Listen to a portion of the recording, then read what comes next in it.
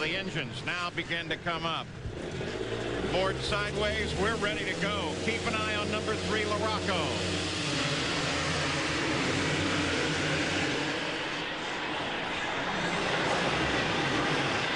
And Lusk gets a great start. Lusk comes to the inside, swings across with a hole shot, takes the lead. Beautiful move by Lusk in the first corner. Played it cool. Gus Demuth drops into second, LaRocco third. Carmichael was in good shape in the first corner, but you've got to get through there smooth or you can drop positions. He finds himself in fourth right now, which is the final transfer spot, so he's still in pretty good shape. But the Georgian, Ezra Lusk, who you may remember winning at the Dallas Supercross last year on ABC Sports, is beginning to pull away. No, now they begin to close. Still, he's got a fantastic lead. Small mistake at the beginning of that whoop section by Ezra. Looks like he's going to open it right back up. Demuth, rather, a privateer here, holding down a very inspiring second place. Privateers don't stay up there that long usually. Right behind him is LaRocco, sits in third. Chasing him, of course, is Ricky Carmichael. So much promise for the young Carmichael this year, coming out of an incredible season in the 125s. But boy, he has not been able to convert that into 250 success. Mike typically takes a couple of laps to get himself into the rhythm. You don't have that luxury in the main event against guys like Ezra, as you can see right now, also Jeremy McGrath. But as the race progresses, Mike starts to find his rhythm and is very fast. There's your top positions in the upper left corner of the screen, as Ezra Lusk got a great start and was able to pull away pretty quickly. In second is Demuth, followed by LaRocco. Ezra Lusk has led from the drop of the gate, followed by Demuth and Mike LaRocco. LaRocco now, you can see he's starting to find his rhythm, putting the pressure on Demuth. That's going to wear on Demuth here if it already hasn't. Oh, there he is right alongside. Now it's become a drag race between the two. LaRocco comes around and moves into second place. Now Mike LaRocco is a man on a mission. He's not won this year. He's hoping that skill and the Hoosier crowd will help. Right now what he's really concerned about is try to close the gap on the leader, Ezra Lusk. If he can do that, then he knows he's on pace. If he can get close enough to study some of the things that Ezra's doing, that'll be even better. Be able to use that in the main event. Your top 5 with Jimmy Button, number 10, sitting there in 5th spot now. We've not mentioned him before. Ezra Lusk, though, on the Honda, very, very powerful here today. Battle is back here at 3rd place. Demuth and Carmichael. Demuth doing a fine job. I mentioned already that the privateers don't often stay up there that long. 56.5 the lap time. Here Josh is just surrounded by factory riders. Now Button on the 4-stroke goes by on the outside. That's the same section he got passed by LaRocco. So he's struggling in that particular 4 jumps, a couple of right-handers, a lot of different ways to take that section, and he doesn't seem to have it dialed in yet. He's fast enough to hold off these factory riders. So with Carmichael moving into 3rd, the top 4, remember, advance in these 6-lap heats. Right now it's Lusk, LaRocco, Carmichael, and Button that will advance all the way to the final. LaRocco's mechanic giving the signal, good rhythm. The gap is staying about the same between the leader and second place, LaRocco. Here's Carmichael trying to stay in contact with LaRocco, but he's got a little bit of pressure from Button now. Just past the halfway point. I think we said 6, really 8 laps in the heat, 6 in the semis. Keeping an eye on Carmichael with Jimmy Button there on 10, running in 4th and closing the gap. At our last round in New Orleans, Button won his heat race very fast, went down the first corner of the main event, just ripped the bike apart. So he really didn't have an opportunity to show his speed. Here he does.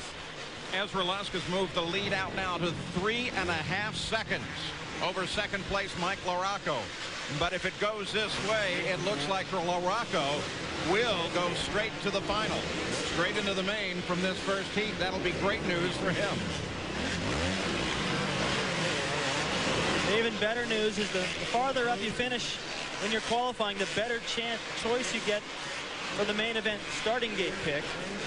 Second place here would put him in the top 3 or 4 picks to the starting gate for the main event, depending on if this heat race is faster than Jeremy McGrath's coming up next. So Mike LaRocco, who now sits in second place behind Ezra Lusk. And if he can stay there, of course, he will transfer to the final direct. The top 4 in each of these first heats go right to the final. You don't do it, you got to come back and race again. Unbelievable. Every time they take that jump, it just takes your breath away. The thing about that jump, Paul, is that they're just coming out of a left-hander. They're getting ready to go into a right-hander, and in the air, they're thinking so many things. It doesn't even faze them that they're up in the air. You'll see them reach up and pull off a tearaway to clear their vision once again. It's all second nature to them. Ricky Carmichael, number 9, behind him, Button. That's where the fight is. Currently, Button occupying that transfer point, 4th place. Carmichael experimenting with a different line down that straightaway back there. To go back to Lusk, entering the whoop section. If there's going to be a challenge for 4th, it would come from Steve Lamson, but it doesn't seem likely at this point. At the front, Lusk has this thing handled. White flag, 1 lap to go. Watch Ezra as he comes out of this left-hand turn. Jumps into the whoop section right there. Great timing. And right back on the power as he goes in front of his mechanic to get a signal over the triple. Been very fast all afternoon. Run started with Ezra Lusk getting the whole shot, taking the lead. He stayed there. Mike LaRocco on 3 finally was able to move up into second place. Ricky Carmichael has come to 3rd, and Jimmy Button is in 4th. So those are the top 4. Those are the ones that will transfer. Ezra's got a lot of head of steam from his win last week. Still got the ball rolling. Sending a message to Jeremy McGrath in the next heat. This is the pace you got to keep up with. You see Lusk away from the track. He's almost a slight young rider. Doesn't seem like he has the power to throw these 250s around in the air like he does. He makes the move for the finish, up to the finish jump. Wait and see. Watching Jeremy McGrath, 6-time champion. In fact, you could almost rename the series from Pace to McGrath Supercross. In many ways, he owns the Supercross series. In only 7 years, Jeremy McGrath has won 59 Supercross races. The only other rider to even come close to that feat is Rick Johnson with 28. Last week, McGrath clinched his 6th Supercross title in New Orleans. That doubles the amount of titles held by previous champions Bob Hanna and Jeff Stanton. In the process of winning, he has elevated the sport to a new level of acceptance. How has this success changed McGrath? In '93, I felt really lucky to win the championship. You know, I was riding well. I won 10 races, and it was unbelievable to me. But I would say that you go through stages at times when, you know, you win so much, you're kind of thinking you're a little bit cool, and I'm sure I've done that too. But, you know, like I said, I'm lucky to have a great dad and mom to go, hey, listen, you're not that guy, so just take a seat, you know? So, I mean, I think that's held true for me throughout my whole career, and I try and look at myself still as the underdog, and I think that's what helped me win so much. I mean, basically, I'm the same person. In his spare time, McGrath enjoys quite a few off-track activities, like a little hoops action with his fellow riders and mechanics. He trains intensely. And McGrath finds many other ways to get ready for the weekend, like trying to outrace himself in his own video game. His first motorcycle was at 14, growing up on a BMX bike like this one, a sport he still loves and fears. It's intimidating. I like to go out there because it scares me. I mean, I think I'm fairly well on a BMX bike, and all the pros ride out there where we are, and there's some big jumps. It's not like you can roll in between them. They're big, and if you fall in the middle, you're going to hurt yourself. So I like that feeling of going out there knowing that it scares me, and I have a lot of respect for it. But it's also a lot of fun. Ready now for heat number 2. Looking at Jeremy McGrath, the newly crowned champion, but the helmet doesn't look all that familiar. Nope, it is different. The sign is sideways, and they're about to go. Jeremy will wear that in the heat race.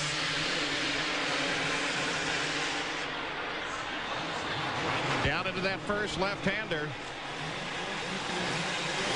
Whoa, tough battle coming off of the corner. That's Mike Jones with the lead. Boy, there is a surprise as Jones jumps into the lead. You're on board now. Take a look at this. This is Heath Voss's view. Heath right now running about mid-pack. Here's a battle back out front. Jeff Emig, number 11, rejoined Supercross action after an injury. Almost pulled off the hole shot. He and Jeremy both trying to find their way around the freestylist, Mike Jones. In second place, right behind Mike Jones, number 90. The battle between Jeff Emig, Jeremy McGrath, number 11 and number 1. They're side by side. Boy, I'll tell you what, Jones has got a lot of power breathing down his neck. Well, he's got a great fight right there, Paul. Emig repassing McGrath. McGrath will have none of it. Look at Emig going in there trying to make it interesting. Emig comes right back at him. They come across the line. I don't think you have to tell Jeremy where the leader is. He knows at 90. Mike Jones is out in front. Jeremy now works on him. Jeff Emig is right behind him. Boy, what a thrill for Jones right now to get up there and really force the best rider in the world carrying that number 1 plate to have to get real aggressive and creative to find a way around. And in doing so, he keeps leaving room for Emig. And from time to time, Larry Ward on 7 and Albertine come into the fight as well. Look at this. Now they make their move. McGrath gets shuffled all the way back to 6th spot. I don't think he's going to be too happy with the moves by Emig, but Emig's just trying to get in there and race, be aggressive. The same thing Ward's doing to him right here. Emig takes the lead. Ward now comes around him. Look at Ward. Ward moves to the front. Albertine behind Emig. And he moves past. Well, what a battle this has become. Well, what set all that up was having Mike Jones, the privateer, out front. He's not quite capable of running the pace of McGrath or Emig, so he held everybody up. Everyone stayed close. And I don't think McGrath's going to be too happy with the moves by Emig, but in Emig's defense, he has been sort of beat up by not being aggressive enough, and here I don't think that's been the problem. Larry Ward, then Greg Albertine, Jeff Emig. McGrath is 4th. Top 4 will transfer.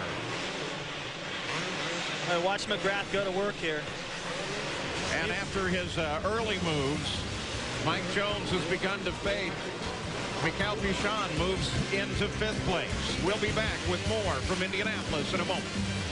Back in Indianapolis, the battle for the top spot continues. Remember, this is a heat, albeit a qualifier. The top 4 will move to the main right now. Whoa. Jeremy backfire.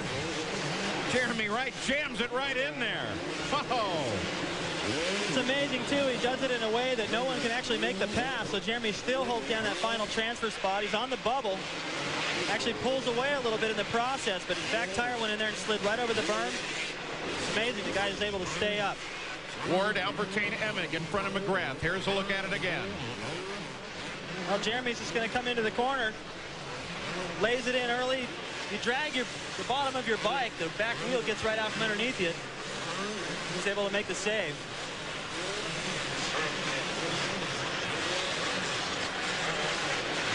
So back at the front, Larry Ward from South Carolina. Albertine and Jeff Emig. That's the fight for 2nd. This is the corner where Jeremy had his problems a lap before. Now he's closed back up to the rear wheel of Emig. McGrath tries to move on Emig. He's past Emig into 3rd. That was a statement, Paul. He made the pass and made sure that Emig could not make that triple. He moved right over and blocked him as if to say, don't do that to me again. Marty Reed, Emig was looking powerful in the early run. Well, Paul, his ankle is still bothering. He says, I'm only about 90%, but what a lot of people don't know is during practice this week, he also took a header over the bars. I'm really quite impressed that he's doing this well. I figured he was just going to use this race as a tune-up, David Bailey. Well, you know what's happening, Marty, is Emig's having fun right now. There's no pressure. He's not in the points, and when the pressure's off, he can ride more relaxed and have a good time. That's why he's been in there messing with Jeremy and riding aggressive. Ward, Albertine, McGrath, Emig. Albertine there, McGrath. Of course, riding with plate number 1, once again his. This will be good. Jeremy he is aware of how important it is to have a first 4 or 5 picks to the starting gate for the main event. If he doesn't make a pass here, his pick may not allow him to get the start he needs in the main event. So this is an important pass. Working Albertine pretty hard now. Here comes McGrath. McGrath around Albertine. Sometimes he makes it look so easy. What he did there was not. Trust me, it takes so much experience and talent. He put that bike on the ground sooner. Got the drive, and Jeff Emig has gone down. Oh, Emig's in trouble. Emig is in trouble. That was the right-hand turn where Jeremy had made his pass stick on Albertine. Emig got in there, suffered a little problem, so he'll have to go to the semi. Makes another mistake. Larry Ward still at the front, but McGrath, with a mistake by Emig, comes up to second. Albertine third, fourth place. The final transfer spot is Mikel Pichon. Robbie Reynard now runs in fifth, trying to take some sort of action away from Pichon. Through all this mess, Jeremy has actually been able to stay pretty close to the leader, Larry Ward. Ward just exiting that corner. Number 1, that denotes the champion. He had it from last year. He will continue to ride with that plates next year. McGrath going in for the kill, Paul. There's going to be the white flag when they come around. He's in position to make the pass for the lead, and the crowd can really sense it now. So will he make one of his spectacular runs to the finish? White flag, 1 to go. Focus on Jeremy McGrath. Can he chase Larry Ward down, battle with him, and get past him in a single lap? He can do amazing things, and Larry Ward's mechanic is trying to let him know, as if he can't already hear the crowd. Just what Ward needs to know, that McGrath is right there, closed up through those. Now, high into the air, comes up, gets good momentum, comes down on him again. Great jump, comes alongside. Ward's in trouble. McGrath is there and pushing hard. McGrath tries to get down the inside, can't do it. McGrath still works on him. Ward's trying to hold him off. Can he do it to the checkered flag? Just 2 corners to go. No, he can't. McGrath has got him. And to the finish jump. Almost a photo finish, but McGrath had him by a wheel. You think this guy isn't a showman? Oh. So Jeremy McGrath, a come-from-behind victory. That is exactly what makes a champion. So there was the turn that made the difference. Jeremy McGrath gets around Larry Ward, and he takes the win. We'll be back with more. Davey Coombs. You know, rarely this early in the night do we feel energy like this down here in the infield. I got to tell you, Jeremy, that was an incredible show. We usually see that at the end of the night. Well, I was hanging it out. You know, the track's kind of tight tonight. It's a little hard to pass. My Mazda Chaparral Yamaha is working great out there, and Emig was kind of putting his wheel in on me a few spots out there, and I kind of had to do what I had to do to get around. But you didn't have to win that race, but no matter what, you went after the Suzuki of Larry Ward. Tell us about that last lap. Well, you know, once I got mad out there, I was on a mission. You know, I was on a mission to win the dang heat race, and I was coming up. I had some fast lines. I'm kind of glad I got pissed out there, because now I got a little better race line for the main event. Larry was out in front, but it's okay. I knew I could come around him. You got what it takes to beat Ezra Lusk in that main? I need to get a little better start. You know, Jones is out in front, and it's kind of hard to get around, like I said. And that gave Emig the opportunity to throw his wheels all over me, and I got what it takes. Jeremy McGrath, can he be beaten? Welcome back to Pace Supercross. Paul Page with David Bailey. And we'll take a look at the grid and the riders in this main event. Jeremy McGrath, of course, Mike LaRocque. 5 division, he was riding that as well. He crashed. He won't be able to ride the main event here, and in the event that happens, they don't fill the spot. So we'll have 19 riders here rather than 20.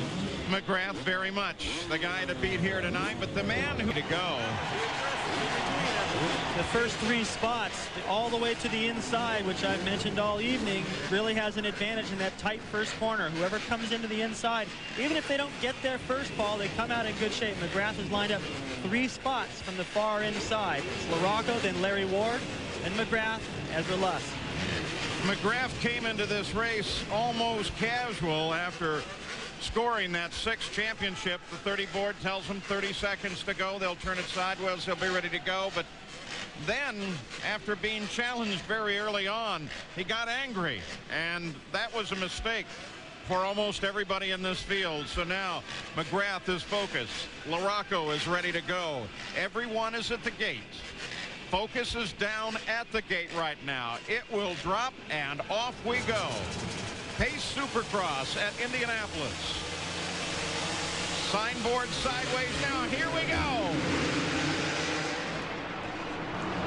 Oh, they stream tight into the corner. Several off the side, several just before that. McGrath, Larry Ward, LaRocco are all down in the first corner.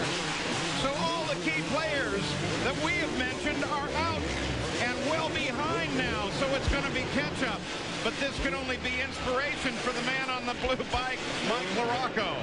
What an advantage for Damon Huffman right there in the green. Ezra Lusk, number 4 in the red Honda. Lusk was fast in the qualifying, winning his heat. Lusk on the Honda, the bright red bike, tries to challenge Damon Huffman. Looked to me like the pace of Lusk in his heat race was a little bit faster than that of McGrath. He didn't have to come through the pack, which helped, but Lusk was the only guy that I thought could challenge McGrath. Now a lot of riders can, with McGrath coming from behind. Number 5, the third bike in the shot from time to time, is Francis Mikel Pichon. We're going to show you the whole shot. Now look at this. Actually 2 different incidents. One going down on the inside and several on the outside. It was one on the inside that mattered.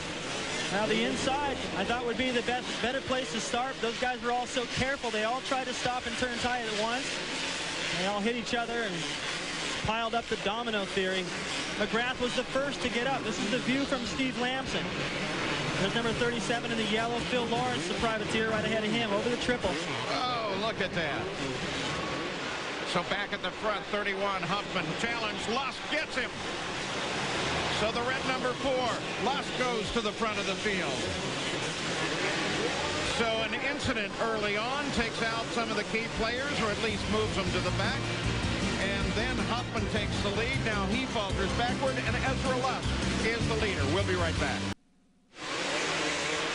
Back in Indianapolis, the main event for the 250cc's 20 laps. Ezra Lusk is the leader. There are your top 5.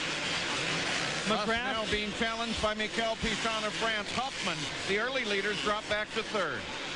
Well, that's still a pretty good position for him. I think really what he was hoping for is a top 3. Try to finish on the podium and improve a little bit each week. We're looking at McGrath, 14th place. He's moved up quickly, but not quickly enough to challenge the Hondas out front. Now back up to the front, the fight for 3rd. The green 31 is Huffman. Tim Ferry from Florida on 20. The yellow jersey just behind him. The top 3 riders right now are factory riders. They get everything taken care of. Their mechanics work on their bikes out of the big rigs. Tim Ferry is the first privateer. He does everything on his own. He has to cover his own expenses. He has sponsors, but not nearly the backing of the factory riders, and he is taking it to him right now. Always great to see a privateer move like that. Here's Mike LaRocco. Again, he's back in the field. Currently 15th, trying to catch up as well. Part of that early incident. Took down LaRocco, took down McGrath. Gave the lead over to Damon Huffman. The lead finally taken by Ezra Lusk. Lusk now is in front. The red number 4. There's Huffman. Some people call it luck. I call it taking advantage of an opportunity, putting yourself in the right place at the right time. And Huffman has needed a break. He's gotten one here. Ferry, if he can hold this position, will improve by 1. A 4th would be his best ever. And another privateer follows Ferry. Number 28, Heath Voss. This is by far his best performance if he can hold it. Battle for the lead tightens up. Lusk, Pichon, Huffman, 1, 2, 3. There's Ezra Lusk. Ezra's starting to pull away, Paul, slightly from his teammate Pichon. Long ways to go. Pichon with Huffman right behind him on 31, the green bike.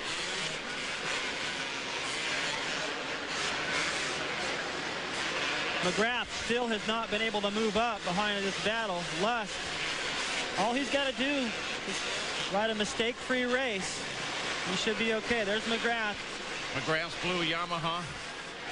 He's actually been passed by number 3 in the red, LaRocco, just went by. McGrath, LaRocco, Larry Ward all went down the first corner, and McGrath was the first one to get up. And now you can see number 3 right there, LaRocco, has worked his way around. So we started the run with an incident that took out a couple of the key players, put them well back in the field. We watch them now. One is the newly crowned champion, 6-time champion, Jeremy McGrath. Mike LaRocco, the other, on number 3, just ahead of him. Damon Huffman was able to take the lead early on, but then he was passed by both Ezra Lusk and Mikel Pichon.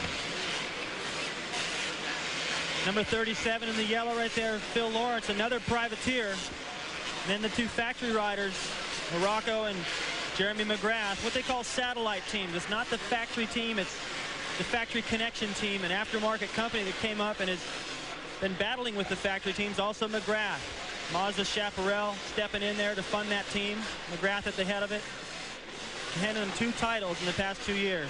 McGrath, for the moment, seems content to let LaRocco take point on this charge up through the field. One that they both have to be a little careful of. Certainly the other riders may be aware that they are in the back, and in fact they have these 2 coming through, but then again they may not, or they may not care. When you're out there in the race, everything pretty much changes. Right now, McGrath's following one of his best friends, Phil Lawrence. I'm pretty sure he's not going to go in there and give him an elbow. He's going to probably try to get around him as nicely as possible. But he needs to do it quick if he wants to have a chance at the podium. The win here, I don't see any way Jeremy can come from this far behind. We're too late in the race. Watching Jeremy McGrath as he works his way forward in the field, following Mike LaRocco, but they are way back. Why are they back? Well, on the very first lap, we had 2 separate incidents in the first corner. Damon Huffman came out with a hole shot, took the lead, then Ezra Lusk battled him. Pichon came around Huffman as well, and that leaves George's Lusk out in front of this field. And he has a reasonable lead on Pichon. Another thing that's a bonus for Ezra right now, if he can hang on to the lead here, even if he just stays in front of McGrath, regardless of where he finishes, is that Triple Crown, the series within a series. If he finishes ahead of McGrath, he'll win that points battle with McGrath and pick up an extra $25,000 tonight. I'm sure that's motivating him. The red Honda, that's Pichon of France, currently in 2nd place. Yeah, the Vans Triple Crown, they selected 3 events.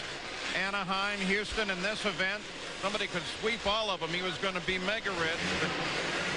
Now it's down to a mere $25,000. That'd be just fine. Marty Reed. Wait, you mentioned Mikel Pichon. He's been in the Honda doghouse recently. They have been not happy with his performance. In fact, earlier this week, after 10 minutes of practice, he left saying, I just don't have the fire right now. Well, it has been a disturbance on the team. They're not happy at all. They must have lit a fire on him because right now he is closing in on Ezra Lusk. Wonder if that was anything like, better do well in these last 2 races of the season, or who knows? Well, they have ways of motivating you. I think at Honda, it was a track record that they had up until they lost Jeremy McGrath. Well, look, it is Pichon coming down on top of Ezra Lusk, the leader. There's 3rd place, the green bike. That is Damon Huffman, California. The Kawasaki back in front. Lusk. There's something about riding for the big red team that makes you work a little bit harder because they've had so much success over the years. Plus, Pichon is surrounded by great riders. Kevin Windham, he's not here with because of an injury, but they've got the talent on that team. So if you're low on the totem pole, it forces you to work a little bit harder. Pichon has obviously tried to regroup, and now he's got a chance at the win here. We watch the battle for the lead. It's Honda, Kawasaki at the front. 1st, 2nd, 3rd. Lusk, Pichon, Huffman. Tim Ferry out of Florida sits in 4th. Jimmy Button from Arizona is in 5th. We continue to track 2 back in the field. The progress of Mike LaRocco and Jeremy McGrath. I think Lusk has the speed, Paul, to pull away a little bit more. I don't know if he's really motivated to do it. As long as he can keep a little bit of breathing room here over his teammate Pichon, I don't think he'll be that inclined to go out and take chances. Just make sure he keeps a little bit of a lead, doesn't make any mistakes. At the halfway point, 10 laps to go. Marty Reed. Down here with Mike Gosler mechanic for Ezra Lusk. You just showed him 54 seconds. He's running real smooth. Yeah, he did one 56-minute lap time, and all the other ones are 54, so he's really consistent. Making a couple mistakes, but he'll probably settle down this last part of the race. You got to be pleased, though, also, I mean, the way that Pichon is coming on. I know there's been some turmoil on the team. No, there hasn't been any turmoil between the riders. It's actually pretty good. There's those two up front, you know. They know what to expect from one another. Guys, while you're watching this outside on the battle, we could point out one other thing. Gosler's been taking a little heat from some of his fellow mechanics. Go ahead. It's got to take it. 54, that's a pretty hot time back in the field. We got a look at McGrath. This is John Sebastian Waugh. He just dropped the bike. Well, he went down because they went into a big cluster into that corner. McGrath passed 3 riders at one time in the same corner. So he has moved up inside the top 10 now. He's on the back wheel of Heath Voss. So it is Ezra Lusk out in front while LaRocco and McGrath trying to work their way forward. We'll be right back.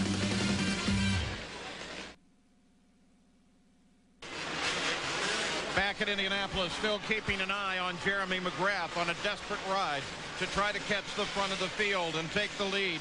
Currently occupied by Ezra Lusk. Well, while Lusk cruises out front, still keeping the same margin over his teammate Pichon, McGrath has moved to 7th. And he is passing riders not 1 at a time, but 2 and 3 at a time. And the crowd is, that's the battle to watch right now, because out front they've been pretty evenly spaced. Mikhail Pichon, Damon Huffman 2nd and 3rd. Huffman drops it. Huffman's down, and Huffman may be hurt. He looks a little shaken there, Paul. Not in a hurry to get up. So here comes Button, number 10 in the blue. He'll pick up a position. That moves Tim Ferry, the privateer, up into 3rd place. That'll move Ferry to 3rd, Button to 4th. Nathan Ramsey in 5th, and Jeremy McGrath now 6th. Here's a look at it again. Oh, Huffman just hit one of those whoop-de-doos, we call it, or moguls.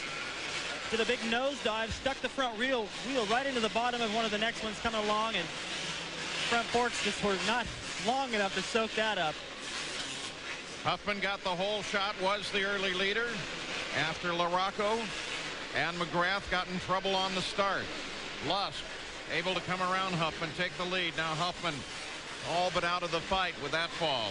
Mikhail Pichon in 2nd, Tim Ferry up to 3rd. We'll take a look at him now. There he is, number 20. The yellow jersey, blue bike. Having a great ride. Boy, that's a good ride. I talked to him after the warm-up this afternoon, and they keep that string going. He wanted to get a 5th, and he wanted to improve on that. Boy, will he. This will be the first podium in his 250 career. He has no challengers behind. He's got a good 10 to 12 seconds for the next rider, which is going to be McGrath in a moment. So McGrath has a chance at 4th while Lusk leads. And with 7 to go, here's McGrath beginning to work on Nathan Ramsey. This is the battle for 4th. Can Jeremy McGrath do it? Can he come through the entire field and make it all the way to the front? He's very close now, and he's got 6 laps of time left. Never say never with McGrath. This guy is just amazing. We saw what he did in the heat race. He can work magic just because he never gives up. He's so aggressive every inch of the racetrack, which makes the riders in front of him nervous. He just carves through them like they're not even there. Jeremy McGrath, number 1, who got involved in an incident on the first lap. So did Mike LaRocco. They've had to cut their way back through the field. Ezra Lusk has taken the lead here. McGrath now runs in 5th, working his way all the way from the back. Ramsey right there. A 125 championship title on the smaller bikes in the West Coast. They're in the green, McGrath in the white. Got the inside. McGrath still working on Nathan Ramsey. By the way, you'll catch LaRocco, who's sitting just behind this fight. Here comes McGrath around him. And unbelievable now in 4th. Ramsey will have to deal with LaRocco next. Looked like McGrath could have made that pass a little sooner when he had the inside and the left-hander, but he just, out of respect for Nathan Ramsey, decided, I'll wait. I'll be patient. Cross the finish line jump. 5 to go now. Now right there, the number 7 in red of Larry Ward and McGrath. They started side by side about 15 minutes ago.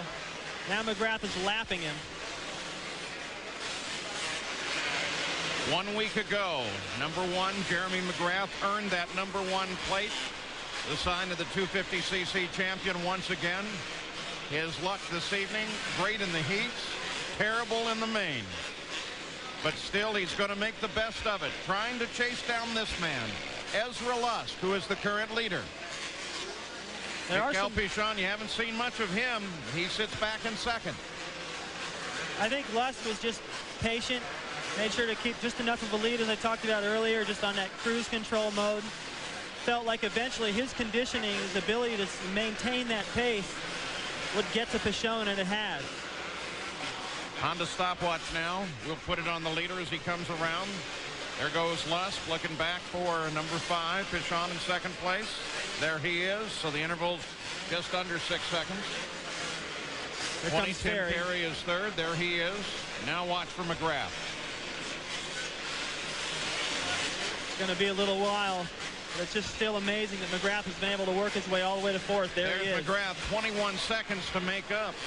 There was one other race on the season where McGrath did the same exact thing he's done here tonight. In Seattle, a big crash in the first turn. Also, that time Ezra Lusk was involved, and Pichon, who run first and second here. They all took off together. McGrath got to 4th. Both Pichon and Lusk crashed and had terrible finishes. So McGrath's ability not only to win the majority of the races is to come through the pack and limit the damage. Lusk unchallenged at the moment. Pichon, then Perry. We'll get a lap time right here. 56 seconds.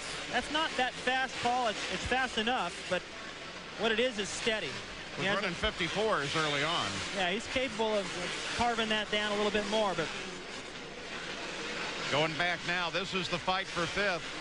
25 is Nathan Ramsey, and 3 is Mike LaRocco. LaRocco with a lot more experience. And perhaps a little bit better surge late in the race. LaRocco's known for coming from behind. He's doing it again here. Nathan Ramsey there in the green in 25. He knows that. He's going to have to ride for his life at the end of this race. Well, you can only think of what a fight this might have been if McGrath and LaRocco had actually gotten through that first turn. They would have had their hands full with Lusk. But it would have been a 3-way battle rather than a runaway for Lusk out front. There's Ramsey, then LaRocco. One line developing down the middle of that whoop section.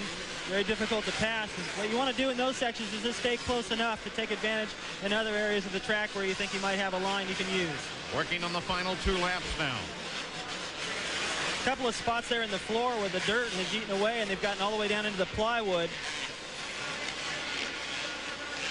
White flag comes out. 1 to go for Georgia's Ezra Lusk on the Honda. This will feel good. $25,000 extra tonight. His 2nd win in a row. Second place, Miguel Pichon, also a Honda. He won't be in the doghouse anymore. Running for the line in 3rd, the privateer, Tim Ferry. This is going to be a great finish for him if he stays there on the final lap. Lusk, as the flashbulb, there's Ferry. What a day he has had. Boy, they got to be looking hard at him now. Everybody on that podium has a huge reason to smile, but I still think Ferry's smile is going to be the biggest. Back at the front, there's Lusk. You saw him win on ABC a year ago at Dallas. Here he is again. Takes advantage of an opportunity on the start when some of the key players go away. Now he takes a look for a little show-off as he runs for the checkered. Ezra Lusk on the Honda has taken the win. There's Mike Gosler's mechanic. He's excited, and McGrath has a reason to smile too. He hates to lose, but what a ride. Miguel Pichon finished in 2nd, followed by Ferry. Here is McGrath finishing in 4th place. So the win at Indianapolis is taken by Ezra Lusk, the winner of the 250cc main and the Vans Triple Crown, and it's $25,000. We'll be back to talk with all of them. Here's Marty. Surviving the carnage of turn 1 proved to be the turning point in this one. Did you know what had happened immediately behind you? No, I had no idea. I know I was getting a little pressure from third place, and I wanted to attack Damon right away and try to get away, and no matter who it was, I was just going to race my own race. $25,000, that brings a pretty good smile to your face, doesn't it? Yeah, but, you know, I don't think no money in the world can buy the feeling that I have right now of just being back on top and being back in that race mode. You know, there's no money in the world that can give you that. We got to thank Honda, Dunlop, Fox, and Scott Goggles for doing what they do for us, and they put us up front tonight. Well, and with that, we will take a look at the point standings. Of course, Jeremy McGrath has already wrapped up his unprecedented 6th championship.